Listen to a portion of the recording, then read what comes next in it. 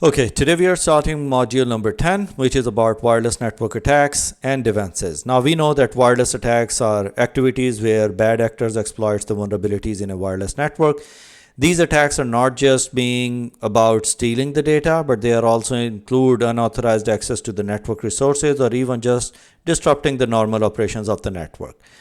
The method used can vary widely, but they can all exploit the inherent characteristics of the wireless communications, like its broadcast nature, which makes it more accessible and therefore more susceptible to eavesdropping and other malicious activities. So that's what we are going to talk about over here, that wireless attacks involve unauthorized access or damage the computers using the wireless network. These attacks exploit the vulnerabilities in wireless communication protocols, intercept data, gain network access, and disrupt the services. So since it's widely open, it's available, we can use different devices and techniques in order to gain access or to capture the packets from the wireless networks. Now there are different components of it, like in interception and unauthorized access, denial of service, and man-in-the-middle attacks.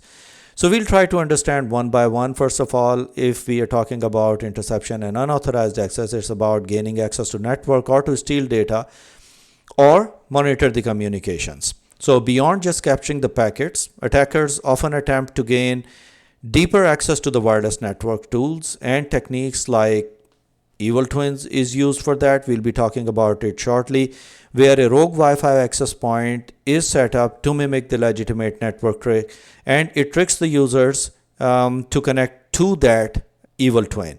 Once connected, attackers can monitor all the traffic passing through the rogue access point, capturing the passwords, emails, and other sensitive information.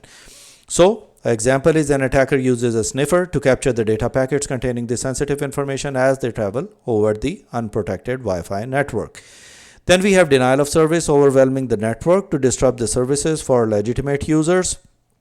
Now, besides overwhelming a network with the request, denial of service attacks on wireless network can also involve jamming the wireless signal itself. Attackers use signal jamming devices to disrupt the frequency on which a wireless network operates. This can effectively render the wireless network useless and blocks the users from accessing the network resources, such as they can be particularly damaging the network, or they can rely heavily on the real-time data access, etc. Example could be a large number of illegitimate requests are sent to the network, overloading it or preventing the legitimate access. Then we have man-in-the-middle attacks, that's intercepting communication between two systems to steal or manipulate the data. So in addition to intercepting the data, man-in-the-middle attacks in wireless networks can be facilitated through methods like session hijacking, where the attacker exploits the communication session once the victim is authenticated by the server. By taking over the session, the attacker can gain unauthorized access to network services and data that are otherwise protected by the authentication layers. So example could be during a wireless transaction, an attacker intercepts the data exchange and steal the credit card information which is flowing on the network. After that, we have cellular network attacks. Now, cellular network attacks are the security breaches that exploit the vulnerabilities unique to mobile communication technologies. As our reliance on smartphones and mobile network grows, so does the interest of the attackers in exploiting these systems. These attacks can range from intercepting your calls and data tracking your location without your knowledge. So attackers targeting the vulnerabilities specific to cellular networks like 4G and 5G technologies, which offers faster speeds and increased data capacity, but can also introduce new security challenges.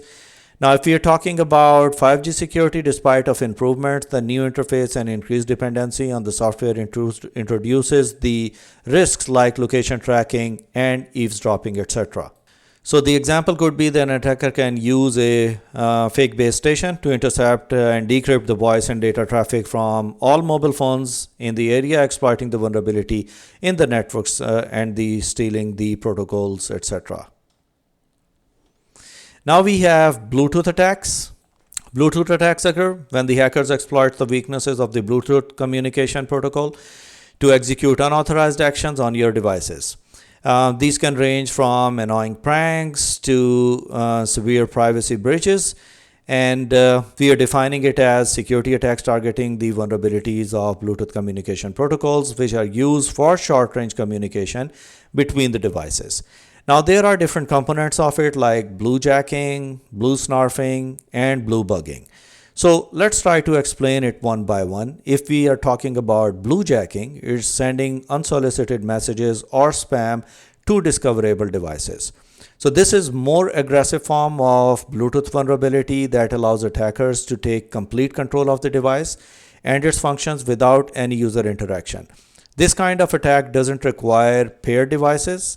It can work on any device with an active Bluetooth connection. It can lead to data theft, spread malware, or help in creating backdoor for continued access to your devices. That's why it's always recommended that we must not keep the Bluetooth enabled on our devices. Example could be that, as said, that an attacker can send unsolicited business cards or messages from Bluetooth enabled devices to public area. Bluesnarfing is unauthorized access to information on a device via flawed Bluetooth implementation. So when two devices pair over Bluetooth, they exchange encryption keys. However, if the implementation is flawed, an attacker could force the device to use weaker encryption or intercept the key during the exchange. This scenario would allow the attacker to decrypt the data being exchanged between the paired devices. Then we have an example. Then attacker can exploit the vulnerability of smartphone connection by accessing its contact list and private communications. Then we have bluebugging. This is exploiting Bluetooth to gain unauthorized access to device functions, potentially eavesdropping on calls and accessing the data. So beyond direct attacks, Bluetooth can also poses privacy risks through device tracking. Retailers and other entities might track the MAC address emitted by your Bluetooth device to profile your shopping habits and movement without your consent. So that's the vulnerabilities that we have in Bluetooth attacks. Now, you might have seen near field communication as well. Now, near field communication means that if, for example, you're visiting a retailer shop or you are buying something from there, usually we use our mobile phones in order to pay, and we use the NFC technology for that. Now, NFC technology is incredibly useful, but it carries inherent risk of primarily due to the limited communication range. The proximity of the requirement or the near field communication for that is only 4 centimeters. So attacker targeting the vulnerability in NFC, a set of communication protocols that enable two devices to communicate when they are only 4 centimeter distance from each other.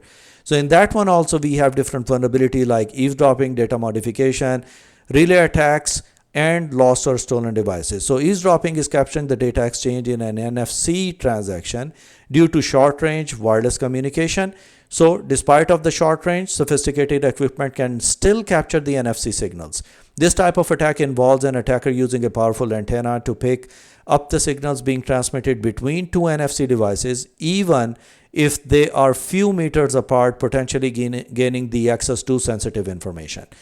Data modification means altering the data being transmitted between the two NFC devices.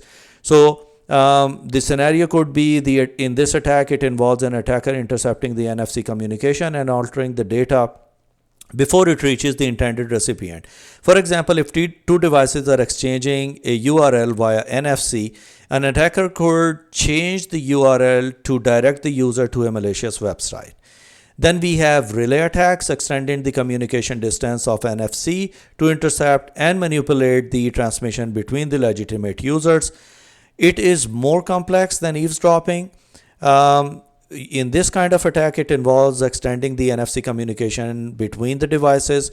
This is achieved by having one device near the legitimate NFC device and the other device near the attacker's payment terminal or another NFC receiver. This setup tricks the system into thinking that devices are in close proximity.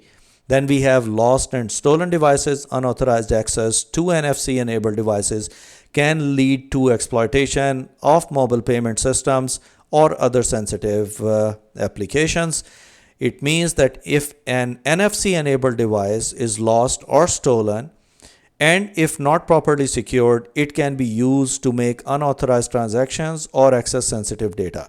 This is particularly concerning with smartphones that uses NFC for mobile payment and digital key cards, etc.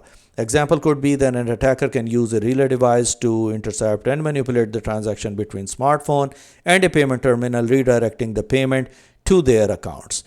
Now, there could be lots of security tips for NFC users, like activate NFC only when if it's required, secure your devices, be cautious with your NFC tags, and use secure applications whenever you want to use NFC on your handheld devices. Then we have RFIDs, and there are different kind of RFID attacks as well. They operate by using radio waves to communicate between RFID tag and the reader. The tag contains electronically stored information which can passively or actively transmitted over varying distances depending on the type of the RFID. So security attacks targeting the RFID technology uses electromagnetic fields to automatically identify and track tags attached to the objects. Now, its vulnerabilities are cloning, eavesdropping, deactivation, and replay attacks. So cloning means that duplicating the RFID tag to gain unauthorized access to secured areas. This is a significant threat where an attacker creates a copy of RFID tag, such as an attacker could allow unauthorized access to sensitive data, which is like having duplicate key. Cloning can be particularly troublesome in environments where RFID is used for personal identification or access control. Eavesdropping means that listening to the radio communication between the RFID reader and the tag to gain unauthorized access. So since RFID tags can be read remotely, gaining unauthorized data is a risk of the radio transmission between the tag and the reader, which is usually intercepted. This vulnerability can lead to privacy issues, especially when a personal information is involved. Then we have deactivation using a jammer to block or interfere with the RFID signals, making the tags non-functional. So it involves an attacker using a device known as RFID jammer to disrupt the radio waves that RFID tag and reader use to communicate. This attack can render the RFID system to inoperative or leading to operational disruptions and potentially security breaches, especially in logistic or supply chain context. In the last, we have replay attacks, which is capturing the tagged responses and replaying it into gaining the access or to perform the transactions without the authorization.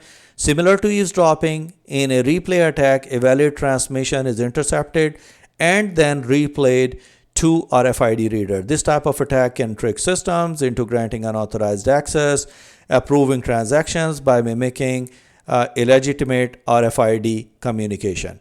Now, if you want to make sure that you are safe from any sort of RFID attacks, make sure you are using encryption and authentication. You should block any sort of communication which is coming to your systems for any credit card transactions, etc. Secure the protocols that you are using and follow the regulations and policies which are there related to RFID tags. Then we have access point vulnerabilities. Now, access points or wireless access points, while being the central to provide the internet access to many environments, it can also be a significant security liability. It's not, it is usually configured, but if you want to configure it in a secure way, you'll have to manage it yourself and you'll have to use the protocols which are secure and difficult for the attackers to penetrate. Their vulnerabilities can range from technical oversights to operational negligence, all of which can lead to attacker to gain a gateway control into the network. So vulnerabilities in the wireless access points can be exploited by gaining unauthorized access to intercept the data. These vulnerabilities can stem from poor configuration, inadequate security settings, or inherit the weakness in the wireless protocols themselves. So we have different components of it, like default settings. Many access points are installed with default username and password. So that's the common issue in that. that whenever you purchase a new device, usually people use the username and password which is mentioned on the boxes, and many of these access points are set up with easily guessable default username and passwords, making them a prime target for the attackers. If these credentials are not updated during the initial setup, attacker can effortlessly gain administrative access to these devices. Then we have the firmware flaws in that. Outdated or flawed firmwares can certainly cause the security vulnerabilities that allow the attackers to bypass authentication or execute any arbitrary code to that. So just like any other piece of technology, access points run on a firmware that can have vulnerabilities. Outdated or flawed firmware can expose your access point to several risks like unauthorized access, malicious attacks, which can exploit the weakness, and the attacker can bypass the security measures to penetrate in your home network.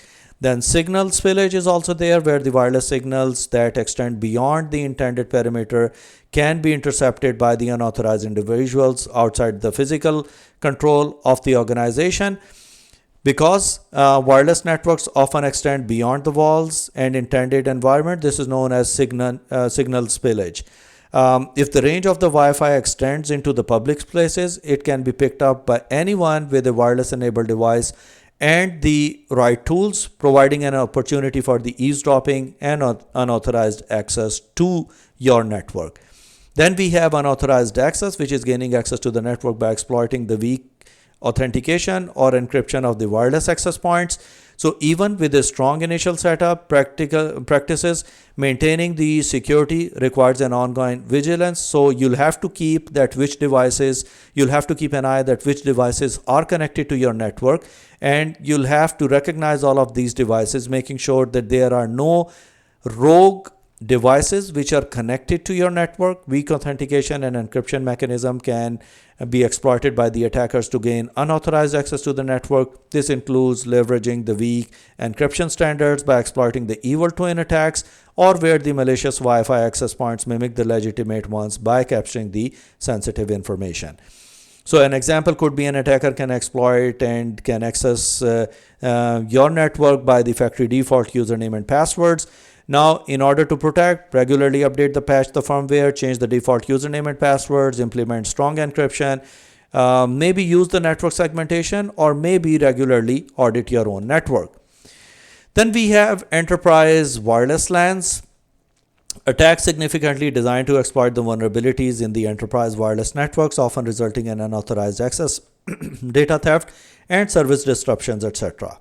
So for that, we have rogue access points and unauthorized access point installed within a network to capture the sensitive information or offer a network access to unauthorized users. So you'll have to make sure that all devices or the access points which are connected to your network, you know them and you recognize them. Example could be an employee can connect a non-secure wireless router to the corporate network, which would allow the attacker to use or gain access to the network. Maybe it's opened without any password, so anyone can connect and authenticate themselves to the network, and from there they can penetrate to the network. Evil twin is a malicious Wi-Fi access point set up to mimic the legitimate ones, deceiving the users into connecting there and transmitting the information. So during a trade show, an attacker can set up an access point which can mimic the event's official Wi-Fi and steal the login credentials. So what happens in an evil twin is that we'll set up an access point and we'll transmit the same SSID which is there for the exhibition, for example, but it would be in a more powerful signal strength. Then we send a command to disconnect all users from the actual access point, and since the signals of your evil twin are stronger, so all devices which were communicating with the trade show's access point, they would try to communicate with you since they'll see the same SSID. Once they'll connect to or try to connect to your evil twin, they capture the packets for that, and then they try to work on guessing the password, that what's the actual password for the access point, or they provide access with the same username and password to the users and copy the communication which is taking place over there. Then we have RF jamming. This is intentional disruption of wireless communication by broadcasting interference over the same frequencies used by the wireless networks. So an attacker can use an RF jammer during the corporate meeting to disrupt the Wi-Fi communication, halting the business operations and enabling further network attacks. Then we have different sort of privacy security policies or algorithms that we use in order to protect our networks. Now, WEP is a security algorithm for IEEE 802.1 World Wireless Network introduced in 1997. It was first encryption scheme available for wireless LANs, designed to provide wireless network with a level of security, privacy comparable to what is usually expected of a wireless network. So in that, they incorporated encryption, which uses RC4 encryption algorithm with 40-bit and 104-bit keys. And then its authentication is also there, which includes the authentication mechanism that was intended to ensure that only authorized users can access your network. Example is a small business initially set up, say, wireless LAN, WEP encryption to protect its internal communication. Due to WEP known vulnerabilities such as weak initialization vectors, leading to easy cracking the tools like AirSnort, they are largely upgraded to more secure protocols, which we are covering over here. Like we have different protocols like WPA and WPA2. WPA, WPA2 are the security protocols and security certification programs developed by Wi-Fi Alliance to secure the wireless computer networks. WPA2, the second generation of WPA, as known by the name, provides the stronger data protection and network access control. So if we are looking at the definition of it, it's a security protocol designed to secure the wireless networks. Encryption methods used for WPA, WPA2, personal and enterprise. These are the versions differences in that. Personal is for your personal use. Enterprise is for the bigger organization. So at home, you can set up TKIP with dynamic keys, whereas you can use WPA2 to use AES stronger encryption. Now, if you are configuring the access points at home, you'll see these options up there. Same goes for personal, but AES is required for WAP certification on an enterprise level. Authentication method to verify the user. We use a pre-shared key for the personal, whereas we use PEAP or EAP over here, which is Extensible Authentication Protocol over a radius server, which is usually from Microsoft, which configures it so that people on the enterprise network can authenticate. Then we have it's designed for home users for the personal one, whereas the enterprise one is designed for the enterprises. Example could be like a family uses WPA2 PSK with a stronger passphrase to secure their network, whereas on the wireless networks in an organization, we use WPA2 EAP and central radius server in order to authenticate the users on the network. Then we have WPA3, which is Wi-Fi Protected Access, which is more secure than WPA and WPA2. So the latest security certification program developed for Wi-Fi Alliance provides a cutting-edge security protocol wireless introduced to cover the vulnerabilities of WPA. WPA3 enhances the security of the Wi-Fi communication with a more robust encryption and authentication mechanisms. So if we say robust encryption, it means it utilizes 192-bit cryptographic strength in an enterprise mode, improved authentication, like we are using simultaneous authentication of equals, replacing the pre-shared key, and then forward secrecy ensures that the capture traffic cannot be decrypted even if the password is compromised after the data transmission. So it was a problem with its predecessors that WPA ensures that the session key cannot be used to decrypt the past session. This feature is known as forward secrecy because it's crucial.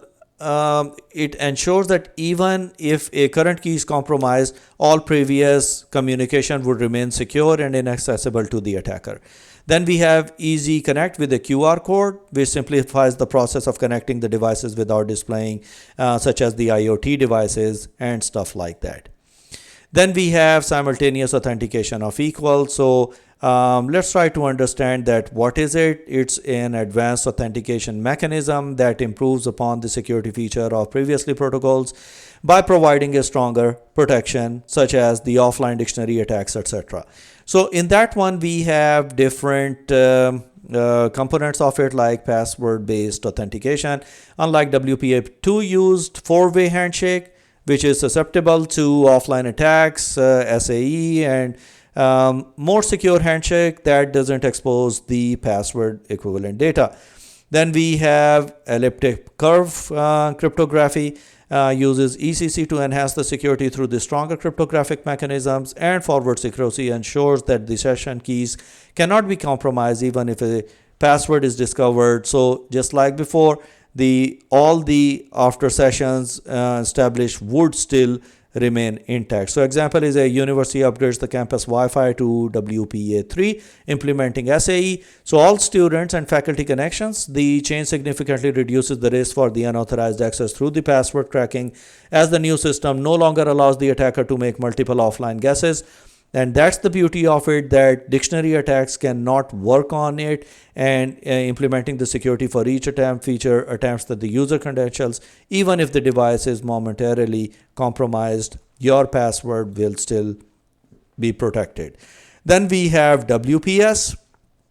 Now WPS is a network security standard introduced to simplify the process of configuring the devices on the wireless network. It allows the user to connect to the devices to the secure network easily using the methods like pin or push button. You might have seen WPS buttons on some of the devices. It's recommended to keep it off unless and until if you really want to allow people to connect to your network. Maybe if someone gained access or you were not there and the router is there, maybe someone can click on the button and can authenticate themselves on the devices. Like it has a PIN method, a numerical code is provided by the router which must be entered on the device in order to connect it. So when they want to connect to a new device, you simply enter the PIN code in the device to establish a connection. It's a straightforward and secure process which ensures that only someone with a physical access to the router can connect to the device. Push button method uses the press a physical or a virtual button on both the router and the device to connect without entering the password. Now that's the problem in that in simple click of a button you can be authenticated. This method is great for the devices like smart TVs and game consoles that might not have an easy access to enter the password but still quite vulnerable. NFC method devices are connected to simply bringing them into a close proximity to the router that supports NFC. So this could be easy as tapping your smartphone to the router, instantly connecting it to the network rather than providing the password. So in a typical home setting, a user can add a new smartphone to the Wi-Fi network by pressing the WPS button on their router or selecting the WPS connect option in the smartphone, with the help of which you can easily connect. Then we have another thing over here, which we call as Extensible Authentication Protocol. It's a authentication framework frequently used for the network security that supports multiple authentication mechanisms, allowing for the use of variety of authentication, which provides flexibility authentication methods over a different type of networks. Now we have components like password-based authentication, authentication methods, and transport mechanism. So first of all, if we are talking about the password-based authentication, so unlike WPA2, which uses four-way communication handshake, which is susceptible to different kind of attacks. Offline cracking, SAE uses more secure handshake that doesn't expose the password. Then we have authentication method that supports including the certificates, OTPs, etc., and transport mechanism function over the range to the network transport and stuff. Now, example could be an organization uses EAP over their VPN connections, enabling the employees to authenticate with their company issued smart cards. This setup enhances the security by using the physical token in conjunction with the personal identification, etc. Then we have PEAP, which is Protected Extensible Authentication Protocol. It enhances the EAP on encapsulates the EAP authentication within the secure and encrypted TLS tunnel. Its components are also password-based authentication. Then TLS tunnel establishes a secure encryption channel between the client and the server before the authentication data is exchanged. And inner authentication protocol that typically uses the password method like MS-CHAP v2 or generic token GTC used for securing the tunnel. For example, a university, if they want to configure its Wi-Fi network to use PEAP for students and faculty login, requires to use the authentication through the secure channel. This method protects the user's credentials from being exposed to the network. So you might have seen, if you're configuring your mobile devices to the corporate network, you might have seen PEAP configuration and MS-CHAP v2 over there. After that, we have MAC address filtering. MAC address filtering means that security technique in which the network allows or denies access to specific devices based on media access control, which is an address on your devices, uniquely identified assigned address to your physical network segment. This method is used to create a layer of security that controls which devices are allowed to connect to the wireless or wired network. So all your devices which connects to the network, they might have a MAC address associated to that. So a security measure that allows the devices to be pre-approved in a filter table to be connected to the network. Its components could be the MAC address table, a list of acceptable devices and the MAC addresses that are allowed to access the network.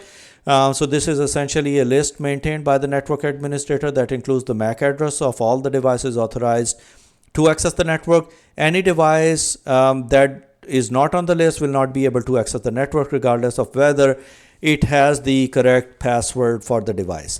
Then we have the filtering policy. These are the rules which are set on the network devices to either allow or deny the network access based on the MAC address. This policy actually dictates how the network handles the devices based on the MAC address. It can be configured either to allow or deny access. Allow means that list the permit-only devices whose MAC addresses are on the list to connect, while the deny list blocks the devices whose MAC addresses appears on the list and allows all other devices on the network. So example could be all businesses can implement MAC address filtering on their office's Wi-Fi network to prevent the unauthorized access from connecting, even if the network, if they have the password. But the problem in this is that if we'll enable the MAC address filtering for any other device which or a user who would like to connect their device to your network, you'll have to acquire or they'll have to send the MAC address to the IT team, and then only they can add that device to the network so that it can be authenticated. And the other problem is that if these devices are somehow lost, then it becomes a issue that you'll have to report it immediately to your IT team that my device is lost, so that they can remove the MAC address associated to that. Then we have a site survey, a detailed examination and analysis of the proposed site for installing a wireless network to ensure the optimum coverage and security. A site survey is a thorough examination and analysis conducted to determine the viability and planning of a wireless network for the installation of access points at different places. So it's like doing a detailed reconnaissance of the area where you plan to deploy the network, ensure that everything is set up for the best possible outcomes in terms of coverage, performance, and security. So it really helps us in guessing that how many devices would be required and how much signal strength is required, what are the weak areas, which kind of devices should be used, because you'll have to see the material of the walls and the construction material which is used, so that you can buy the devices accordingly, so that everyone on your network can get a good access of the signal. Now, signal strength measurements and then interference analysis is included, and security evaluation. So in signal strength measurement, assessing the areas where the signal strength is weak to improve the coverage of it. So this involves checking the different locations within the site to identify the weak spots where the wireless signal does not reach effectively. These measures would help in deciding where to place the access points to ensure the consistent and robust wireless coverage across the entire area. Then interference analysis, identifying the sources of interference that may affect the wireless signal quality. So a site survey that would include the interference analysis to identify the sources, understand what could disrupt the signal, and help in planning the network layout to minimize these effects, ensuring a smoother and more reliable wireless communication. Then we have security evaluation, examining the potential security vulnerabilities in the network layout. So this part of the survey would assess the potential security risk within the network. It involves evaluating the visibility of the network signal beyond the intended boundaries, the placement of network equipment in relation to public access and other factors that could pose security threats. Example could be before deploying a new wireless system in their campus, a university conducts a site survey to determine the best locations for the access points, and it ensures a complete coverage to identify the areas prone to security breaches. Now, at the end, we have rogue access point system detections. Now, that is a technique and tools used to detect unauthorized wireless access points that have been installed within the network to bypass the security controls. These rogue devices can be used to bypass the security controls, intercept the data, potentially allow the attackers to infiltrate the network. Now, detecting these devices is crucial for maintaining the secure network operations. So, its components could be spam filters, block the unsolicited or unwanted virus infested emails, etc. Sorry, that shouldn't be there. Now I fixed it. Now we must have the network scanning tools, software used to scan the network for devices that are not part of the official network inventory. Now there are lots of solutions which can scan the entire network to identify all connected devices, comparing them against the official inventory of the authorized devices. Any device that does not belong to the list is flagged for further investigation, which could potentially be a rogue access point.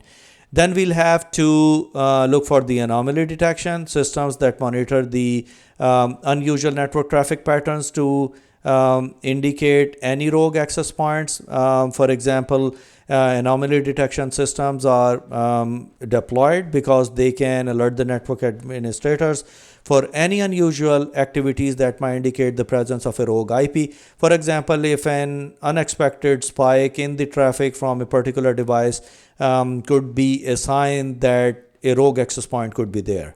So a large retail company uses a network management system that continuously scans and alerts for the IT staff about any rogue access points, which help in quickly mitigate the potential security threats from unauthorized devices. So this was our module number 3 on wireless network attacks and defenses.